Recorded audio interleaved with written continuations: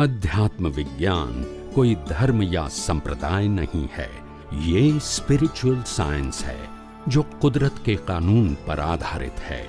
ये विज्ञान पूरे ब्रह्मांड के सभी रहस्यों को उजागर करता है और जीवन के सभी पहलुओं को समझने के लिए एक नई दृष्टि देता है।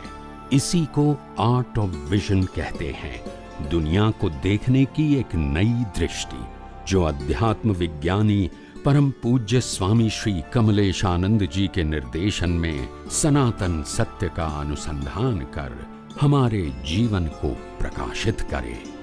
जय सच्चिदानंद। જ્ઞાની પ્રકૃતિ ચેન્જ કરી શકે ને? જ્ઞાનીની કૃપાથી પ્રકૃતિ ચેન્જ થઈ શકે? કોઈની કૃપાથી ના થાય। જ્ઞાની તો બધું તારે કરી શકે। રામની કૃપાથી રાવણ ના બદલાય, કૃષ્ણની કૃપાથી દુર્યોધન ના બદલાય, ને મહાવીરની કૃપાથી ગોસાલક ના બદલાય। ના સમજાવ્યું?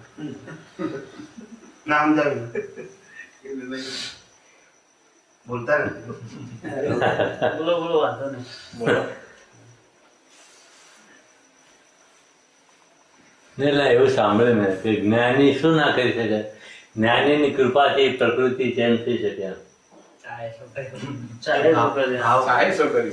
ભાવ પરિવર્તન કરે છે, પ્રકૃતિ ચેન્જ। હા, બીજ એટલે થોડી ફેરફાર થાય ને, એમ બીજ રૂપે, થોડું રિલીઝ થાય ને, એમાં બીજ રૂપે ભગવાન બુદ્ધે અંગુલી માલને બદલી નાખ્યો, બીજ રૂપે થાય, હા, ફળ રૂપે ના થાય।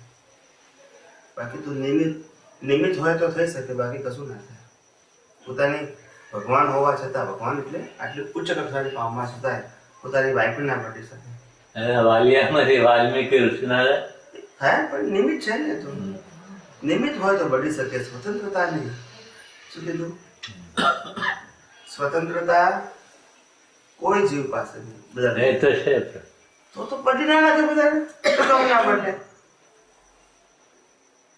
મારામાં બદલવાની સામર્થ્ય રહેસ્ય શક્તિનું ધાર્યું થાય છે, રહેસ્ય શક્તિનું ધાર્યું થાય। મારા નિમિત્તે જે લોકોના જીવન બદલાવાના હશે એમાં જ કુદરત મને નિમિત્ત બનાવશે, અને જેમ નહીં બદલાવાના હોય એમાં હું નિમિત્ત હોઈશ તો પણ એનું બદલાવાનું નથી। નક્કી છે, બરાબર।